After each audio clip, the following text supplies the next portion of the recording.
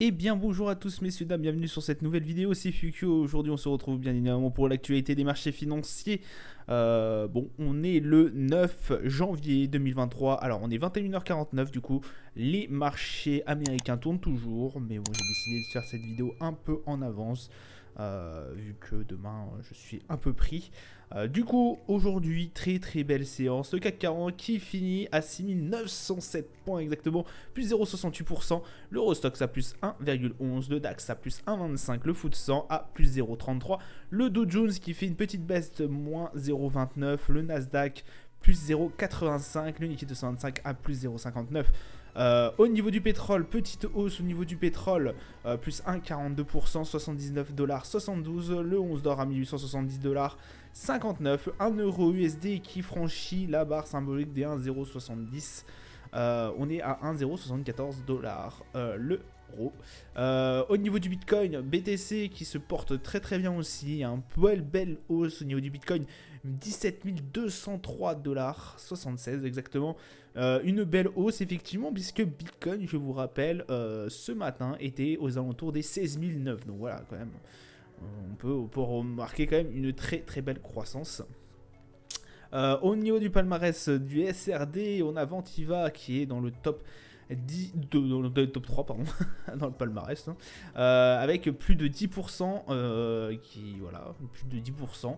Big N Interactive plus 8,21. Atos qui fait quand même un 7 plus 7,80. Au niveau des plus fortes baisses, on a Volts qui fait un moins 3,60, un Genomic Vision moins 3,87 et un Avia qui plonge à moins 15,63. Aujourd'hui, voilà, magnifique. Magnifique ce début d'année, voilà, on est à plus 6,7% depuis le début de l'année quand même, sur les marchés, en tout cas sur le CAC 40, sur notre magnifique CAC 40. On a explosé cette barre des 6800, on a explosé cette barre des 6900. Alors, je mets une grosse parenthèse, et de toute façon on va le voir ça forcément sur les graphiques. Oui, on a bien monté, on a très bien monté, d'ailleurs là c'est un peu pricé par rapport à la TH qu'on a eu quand les marchés américains sont entrés en cotation. Mais ça a vachement réduit depuis que Wall Street est toujours seul. En fait, depuis que Wall Street, depuis 17h30, depuis que Wall Street a repris la main seule, ça n'a pas arrêté de s'effondrer. Alors c'est pour ça que le Bitcoin n'est plus à 17 203, la cotation en tout cas sur Investir a cessé. Mais voilà, le CAC 40 c'est pareil, vous allez le voir sur le graphique, ça a vachement réduit. Comme neige au soleil, hein, incroyable. Donc séance assez belle, je l'avoue. On a même pété cette barre des 6900, c'est incroyable quand même, hein, Enfin, vous vous rendez compte, on était à 6006 en début de la semaine dernière. On est repassé à 6009. Enfin, c'est incroyable ce bond spectaculaire. Et justement, ça me paraît trop enthousiaste, en fait. Ça me paraît beaucoup trop... Ouais, les investisseurs sont là, je suis d'accord. Mais méfiance. N'oublions pas que cette semaine est assez calme, sauf à partir de jeudi. Jeudi, si je dis pas de bêtises, il y a l'inflation américaine qui revient. Et ça pourrait tout rebattre les dés. Hein. Si l'inflation n'est pas redescendue aussi fortement que ce qu'on espère, ça pourrait engendrer un contre énorme. Parce que là, tous les marchés sont en train de se reprendre. D'ailleurs, on le voit bien que le CAC 40 est en train de reprendre. Alors, tous les marchés sont en train de se reprendre, surtout au niveau européen. Mais on voit bien qu'au niveau américain, ce n'est pas forcément la joie. Pourtant, il y a certains indicateurs qui montrent que ça va un peu mieux. Je pense notamment à l'emploi. Au niveau des US, les salaires continuent d'augmenter, si je ne dis pas de bêtises. Mais, attention. Attention, cette inflation revient jeudi. On va voir ce que ça va donner. Et on va surtout voir pendant les prochaines semaines ce que vont faire les marchés. Oui, là on est sur un beau rebond, je suis d'accord. Mais pour moi, pour ma part, hein, c'est vraiment personnel, ça va peut-être un peu trop vite là. On s'enthousiasme peut-être un peu trop vite. Donc voilà, méfiance, méfiance. Donc voilà, je dis les chiffres de l'inflation aux États-Unis pour décembre. Donc attention. La pression s'est relâchée sur la Fed quand tu as une vue d'une hausse de 50 points de base en février. Mais il faudra bien évidemment par la suite que cette inflation soit réduite. Ou qu'il y ait en tout cas un effet meilleur, mieux. Parce qu'en fait là on va pas se prononcer sur le fait que Jérôme Powell augmente de 50 points de base, mais sur le fait de combien de temps les taux vont augmenter. Donc c'est-à-dire que plus forcément l'inflation mettra de temps, plus il y aura potentiellement une hausse de taux qui s'avérera beaucoup plus longue. Donc méfiance, méfiance. On a toujours le problème avec la Chine, le Covid, ne l'oublions pas.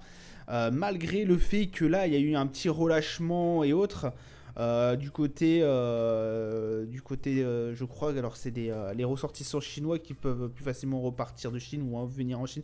Je n'ai pas trop suivi ça, vous m'en excuserez. J'étais pas mal un peu débordé aujourd'hui. Mais ouais, il y a un petit relâchement du côté de Pékin. Méfiance quand même parce qu'on a quand même des vidéos sur les hôpitaux où ils sont vraiment bien débordés, en tout cas en Chine. Donc voilà, restons assez prudents. Au niveau du calendrier d'annonce économique, hein, parce qu'il n'y a pas eu grand chose aujourd'hui, et demain ce n'est pas non plus une énorme séance, hein, incroyable, hein, vous me direz. Mais vraiment une semaine assez calme jusqu'à vraiment jeudi, hein, comme je vous le dis, jeudi ça va être l'inflation. L'inflation US, attention. On va du coup se diriger tout de suite sur les marchés, donc voilà ce que je vous disais. C'est-à-dire que depuis que Wall Street est repassé, ça n'est plus du tout la même chose. Regardez le CAC 40 sur un daily, on n'est plus à 6009, on est à 6872. Ça reste très correct sur une journée entière, mais c'est beaucoup moins qu'on a lâché, c'est-à-dire à 6009 et quelques. Donc méfiance. Au niveau du RSI, on est proche de la zone de survente. De surachat, pardon. Je me suis trompé. Surachat, on dégage quand même au niveau du MACD une tendance assez haussière. Mais ce n'est pas encore confirmé. Enfin voilà, on est bien sur une tendance haussière. Mais attention, moi je vous dis attention. Attention. Alors, regardez, là on a eu un très beau rebond. Pareil, en mars, on a eu un très beau rebond. Et puis ça s'est écroulé par la suite. Et pourtant, on était pratiquement vers ces niveaux-là. Donc voilà, méfiance, je vous dis, il est possible que ça reprice pendant un coup. De toute façon, évidemment, on ne peut pas augmenter de 6% comme ça sans que ça retrace à un moment donné. Mais voilà, jusqu'où peut aller le retracement? Est-ce qu'on va taper cette barre des 6006 et rester entre les 6000, entre les 7000 et les 6006? C'est bien possible aussi. Donc voilà. Nasdaq. Alors le Nasdaq, voilà, hein, comme je vous le dis, regardez. Quand les marchés européens ont tourné avec les US, ça marchait très bien. On était aux alentours des 11 000, 11 200, 11 300. Là, on n'est plus qu'à 11 000 pétants. Alors, on n'a pas gagné énormément. Heureusement qu'on a eu, en plus, on a eu un gap haussier au niveau de ce matin. Mais voilà, hein, on est toujours sur les plus bas niveaux au niveau du Nasdaq. Donc, méfiance au niveau des indices américains. RSI, on est toujours bien neutre. Et au niveau du MACD, on est quand même toujours sur une tendance baissière. Méfiance, messieurs, dames, je vous dis méfiance.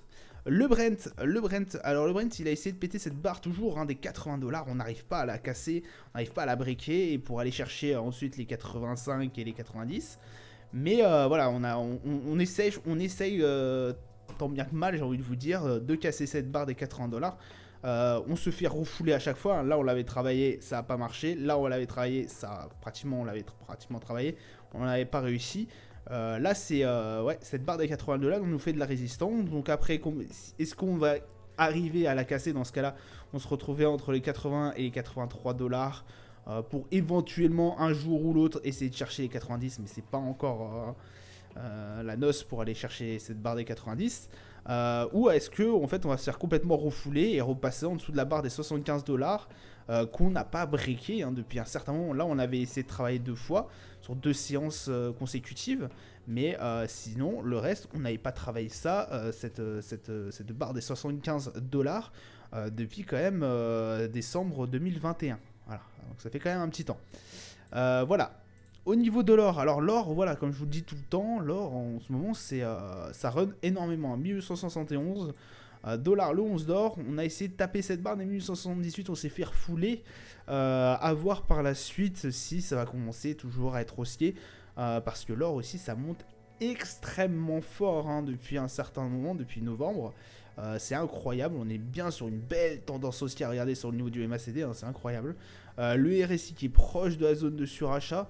Voilà, méfiance aussi, au bout d'un moment, à mon avis, ça va devoir retracer, mais on voit bien que les investisseurs, là, ils investissent massivement dans l'or. On est des plus hauts depuis quand même le mois de mai. Voilà, le mois de mai. Au niveau du DAX, le DAX qui a du coup perforé cette résistance que j'avais mis aux alentours des 14 500. Alors là, c'est pareil, c'est toujours les marchés US qui tournent tout seuls. Donc méfiance parce que là on est en train de revenir sur nos gains. Donc on est à 14 260 14 700 et quelques. Donc méfiance. Est-ce qu'on l'a bien breaké? Ça je ne saurais pas forcément vous le dire. On verra avec les prochaines séances notamment. Il faudrait que je vous remette il faudrait quand même que je vous remette une autre voilà, à peu près, on est à peu près ici. Une autre résistance, voilà, donc là ça sera aux alentours des 14 000, 15 000 et quelques. J'aime bien les chiffres ronds, hein, vous m'excuserez. Sur les alentours des 15 000 qui serait intéressant d'aller les chercher. Mais voilà, est-ce qu'on a vraiment perforé cette barre des 14 500 ? Ou est-ce que vraiment on a profité aussi d'un gap haussier, hein, sans vous mentir.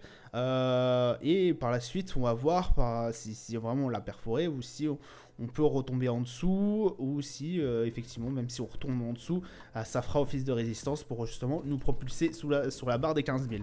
Donc attendons surtout au niveau du DAX. De toute façon, l'annonce de jeudi va être extrêmement importante par la suite. Niveau du S&P, bon voilà, hein, comme je vous le dis, très grosse mèche verte. Et puis là, on retombe dans le rouge. Voilà. Donc les indices américains ne sont pas forcément à la noce. De toute façon, vous allez voir le Dow Jones, qui je trouve commence à perdre un peu de sa splendeur depuis le début de l'année. Très indécis. 3890 quand même. Au niveau du S&P. Le S&P, voilà, qui avait tenté de chercher cette barre des 3009 et quelques, 3009,25, 3009,50, et ça n'avait pas réussi. Pourtant ça nous aurait bien dégagé en fait de cette zone qu'on range depuis, enfin qu'on se balade dessus depuis un certain moment, depuis cette dégringolade qu'on a eue il y a quelques semaines. Voilà, ça nous aurait bien permis de, en tout cas, essayer d'aller chercher cette barre des 4000. Mais pour l'instant, ce n'est pas le cas. Ce n'est vraiment pas le cas. Potentiellement, demain, si c'est une journée de baisse, à mon avis, on retournera sur les niveaux des 3821. Voilà. Et là, c'est du beau gâchis parce que, effectivement, on aurait pu aller chercher cette barre des 3060.